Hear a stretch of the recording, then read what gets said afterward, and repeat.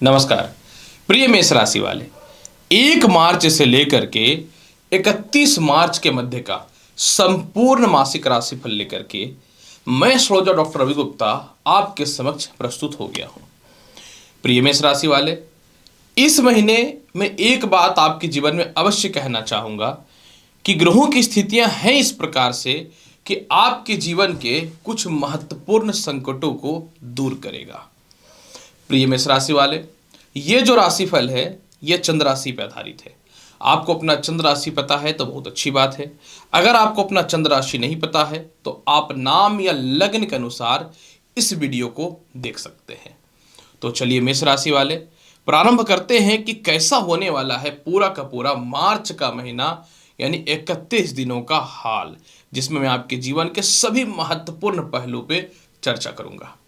प्रिय मेष राशि वाले, सबसे पहले अगर हम देखें मार्च के महीने में आपके जीवन में व्यापार की और नौकरी की स्थिति क्या कह रही है।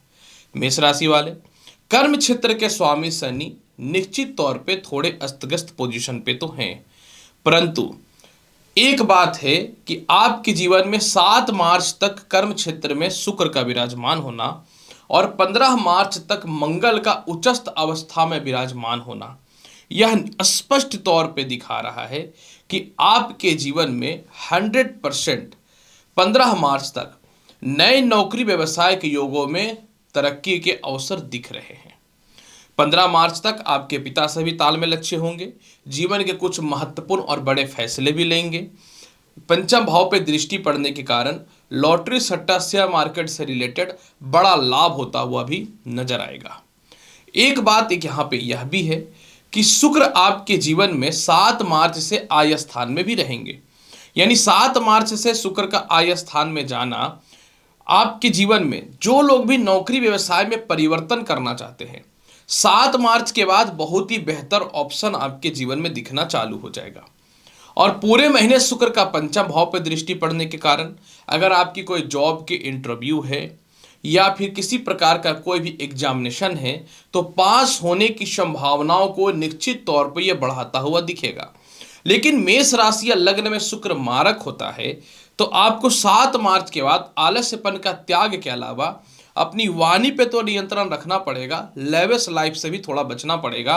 मतलब आपको मेहनत बहुत ज़्यादा करना पड़ेगा, क्योंकि मेष लग्न हो या राशि हो जिसमें शुक्र जो है थोड़ा सा अशुभ कारक की स्थिति भी देखने को मिलता है।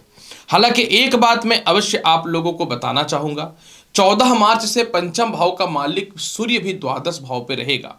मतलब अगर आपको जीवन में कोई भी बड़ा इन्वेस्टमेंट वगैरह करना है तो 14 मार्च के बाद आप थोड़ा सावधान होकर के करिएगा। 15 मार्च तक नौकरी व्यवसाय की स्थिति अच्छी है तो आप इसी में कुछ भी जो गेन करना है करो, बाकी आप थोड़ा स्टे करो अगले महीने ग्रह को बदलने का। कैसा रहेगा आपके जीवन में विदेश यात्रा का हाल। सूर्य का 14 मार्च के बाद द्वादश भाव में जाना और फिर 7 मार्च को बुध का भी द्वादश भाव में जाना निश्चित तौर पे ये थोड़ा सा शुभ संकेतक तो नहीं है। मतलब एक बात तो मैं आपको बताना चाहता हूं कि 7 मार्च से 26 मार्च तक द्वादश भाव पे बुध का जाने का मतलब है कि विदेश यात्रा में थोड़ा अवरोध या परेशानी या कानूनी अड़चने आपके आ सकते हैं। एक बात है, 26 मार्च के बाद जैसे ही बुध मेष में आएंगे तो विदेश यात्रा के संजोग आपके जीवन में बनने चालू हो जाएंगे। अतः इस महीने थोड़ा सा दिक्कत मुझे नजर आ रहा है। कैसा रहेगा इनकम का हाल। प्रिय मेष राशि वाले, आय स्थान पे जहां कुंभ राशि होता है वहां पे पहले से शनि बैठा हुआ है और शुक्र का 7 मार्च से विराजमान होना यह बहुत ही बड़ा चमत्कार है, क्योंकि शुक्र आपके कुंडली में जो होते हैं वो धन के मालिक होते हैं और धन का मालिक में का आय स्थान में जाना मित्र की राशि में मित्र के साथ बैठने से प्रबल राजयोग बनेगा। मतलब 7 मार्च के बाद जहां भी आपके पैसे फंसे हैं वह निकलता हुआ दिखेगा। 7 मार्च के बाद नौकरी व्यवसाय में मोटे इनकम के सोर्स आपके जीवन में बनते हुए नजर आएंगे। विदेशों से एक्सपोर्ट इंपोर्ट के अलावा, चूंकि मैंने पहले भी बोला था पंचम भाव पे शुक्र की दृष्टि है तो लॉटरी सट्टा में बढ़िया लाभ मिलता हुआ नजर आएगा। लेकिन क्योंकि सूर्य भी द्वादश भाव में बैठे हैं तो मैंने आपको क्या बताया था, एक्सपेंस या इन्वेस्टमेंट को लेकर के बचना है। गलत एक्सपेंस और इन्वेस्टमेंट सूर्य करा सकता है या किसी प्रकार के स्कैम में फंसा सकता है। तो पैसा आने के बाद मैनेजिंग करना यह सबसे प्रमुख धर्म होता है एक ज्योतिष का। बताना। मतलब धन की कमी तो नहीं है, लेकिन धन एक्सपेंस होने का योग से बचना पड़ेगा। वैवाहिक जीवन की स्थिति कैसी है? मैं बहुत ही सीधी और स्पष्ट बात करना चाहता हूं। सेकंड भाव का मालिक और सप्तम भाव का मालिक शुक्र जो है 7 मार्च को मित्र की राशि में जाएगा और पंचम भाव को भी देखेगा। 7 मार्च के बाद आपके जीवन में प्रेम विवाह के योगों में भी सुधार हो जाएगा। लव लाइफ में जो काफी समय से समस्याएं चल रही थी उसमें भी सुधार होता हुआ नजर आएगा। दाम्पत्य जीवन में जो भी अस्थिरताएं या परेशानियां चल रही थी इसमें भी बहुत ही बेहतर सुधार होता हुआ दिखेगा। और इसके अलावा किसी प्रकार से ससुराल पक्ष से मतभेदता थी तो मंगल का आय स्थान में जाना 15 मार्च के बाद उससे रिलेटेड भी सभी प्रकार की समस्याओं को दूर कर रहा है। मतलब इस महीने आपके वैवाहिक जीवन और लव लाइफ में बहुत ही बेहतर संजोग देखने को मिल रहा है। लेकिन 14 मार्च के बाद आपको लव लाइफ में चीट नहीं करना है, नहीं तो आप पकड़े चले जाओगे। उसके बाद खराब होगा रिश्ते, तो फिर मैं क्या कर सकता हूँ। भूमि मकान वाहन संपत्ति का हाल कैसा है? चतुर्थ भाव पे मंगल की नीच की दृष्टि पड़ी हुई थी। अब ये 15 मार्च को जब जाएंगे आय स्थान पे तो चतुर्थ भाव से इनकी दृष्टि खत्म होगी, सप्तम। तब जाकर के जीवन में कुछ बेहतर रास्ते खुलने चालू हो जाएंगे। मतलब आपके जीवन में 15 मार्च के बाद इस महीने भूमि मकान वाहन का योग भी है। माता से तालमेल भी बहुत ही अच्छा है। सामाजिक कृत्य भी बढ़ेगा।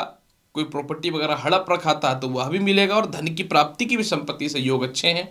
और पिता से भी रिश्ते आपके जीवन में 7 मार्च से अच्छे होने चालू हो जाएंगे। शिक्षा और संतान का हाल के बारे में चर्चा करें। एक बात तो यहाँ पे है कि 14 मार्च तक सूर्य का पंचम भाव पे दृष्टि है। मतलब जो संतान कंसीव करके रखे हैं आपके लिए 15 मार्च अच्छा है। उच्च शिक्षा ग्रहण करना है या किसी प्रकार का इंटरव्यू है या एग्जामिनेशन है तो 15 मार्च तक का समय बहुत ही अच्छा रहेगा। 15 मार्च के बाद जो है सूर्य का द्वादश भाव में जाएगा तो आपको 15 मार्च के बाद करना कि अपने आप को मन में संयम बना के रखना है, क्योंकि सूर्य आपकी इन चीजों के मालिक होते हैं। लेकिन 15 मार्च से मंगल की दृष्टि भी पंचम भाव पे पड़ेगी जो मित्र की राशि है।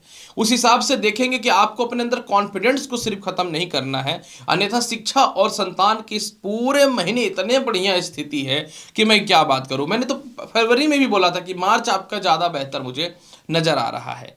तो ये बात तो कंफर्म हो गया कि पूरे महीने शिक्षा संतान का योग अच्छा है। हाँ, द्वितीय संतान के फ्यूचर उसके भविष्य के लिए 7 मार्च से ही आपकी समस्याएं दूर होनी चालू हो जाएंगी। स्वास्थ्य की स्थिति कैसी रहेगी? यहां पे पेंच थोड़ा अटक रहा है क्योंकि षष्ठम भाव का मालिक और तृतीय भाव का मालिक द्वादश भाव पे है। तो आपके जीवन में 7 मार्च से 26 मार्च में गले में टॉन्सिल, सर में दर्द, थोड़ा नेत्र संबंधी समस्या देखने को मिल सकता है।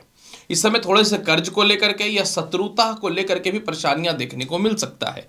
अतः आपको 7 मार्च से 26 मार्च के मध्य में अपने स्थिति पारिवारिक लड़ाई झगड़ों से या लव लाइफ में या मित्रों से लड़ाई झगड़ों से, व्यर्थ के केस मुकदमा से बचने का कोशिश करना है।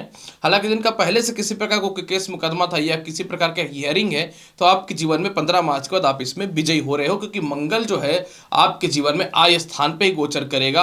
और 2024 का साल मंगल का ही साल है क्योंकि मंगल ही संभाल करके रख रहा है। उपाय के तौर पे क्या करना चाहिए? उपाय के तौर पे मैं यही बोलूंगा, हनुमान चालीसा का पाठ तो करना चाहिए। 14 मार्च के बाद पूरे महीने जो है ना आप प्रत्येक दिन सूर्य को जल दीजिए। चलो अगर आप जल नहीं भी दे पा रहे हो तो प्रातः उठने के बाद ओम सूर्य सूर्याय नमः या फिर ओम घिरिनी सूर्य सूर्याय नमः मंत्र का 51 बार जाप कर लेना। कोशिश करो रविवार के दिन नॉनवेज अवॉइड करने का। 14 मार्च के बाद रास्ते बहुत ही अच्छे खुलते हुए नजर आएंगे मेष राशि वाले। तो प्रिय मेष राशि वाले, कैसा रहेगा आपके जीवन में मार्च महीने का हाल, इसकी संपूर्ण और सटीक विश्लेषण मैंने कर दिया। उम्मीद करता हूं कि बताई गई जानकारी से पूर्ण रूपेण संतुष्ट होंगे। चैनल पर नए हैं तो लाइक करिए, शेयर करिए, सब्सक्राइब करिए। मिलता हूं अगली वीडियो में और महत्वपूर्ण और ज्ञानवर्धक जानकारी के साथ। तब तक के लिए नमस्कार, अच्छे से रहो, धन्यवाद।